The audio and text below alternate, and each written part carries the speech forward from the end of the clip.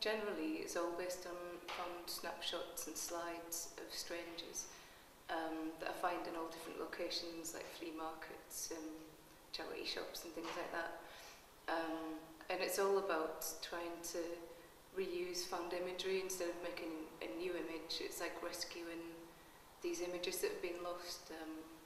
It's like the idea that they've been taken to fix a moment and to commemorate something, but then they lose their context and become just sort of adrift from what they're supposed to be about and become quite abstract.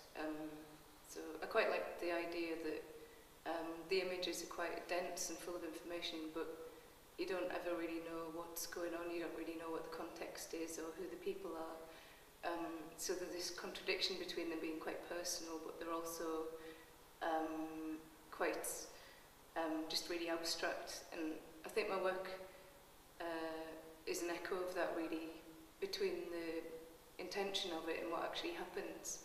Even though there's a fixed image, it quite often changes during the making process. So, say for the work I've done at the Laing, they're all from slides that I've found on eBay, and these are all sort of quite colourful, quite joyful images, but there's also a sadness there because specifically with images of like children, you kind of know these children have grown up and this like innocent period's just passed over, and it's quite interesting to me, sort of that fixing, but then it sort of slips at the same time, and that's kind of the same thing with painting actually, and also just the idea of having a fixed image that you can just then concentrate on the making process instead of thinking about a composition or a subject. It's kind of all there, you can just get really into the making process.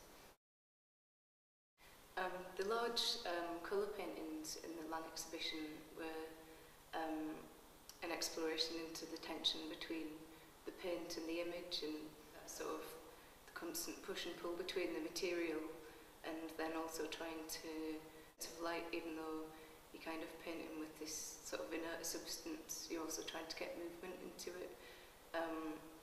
And these are a lot larger than some work that I've done recently, so it's also an exploration into how that changes it as well. I think it's useful to work on a larger scale, like with a larger space, because normally you don't get that chance. So that's something which is really useful, because I think it changes how you think about your work as well once you get it into a different space. It looks quite different to how it does in the studio. And also the Laing somewhere I used to go when I was like at art college in Hartlepool, so it's quite interesting to actually be showing work here. So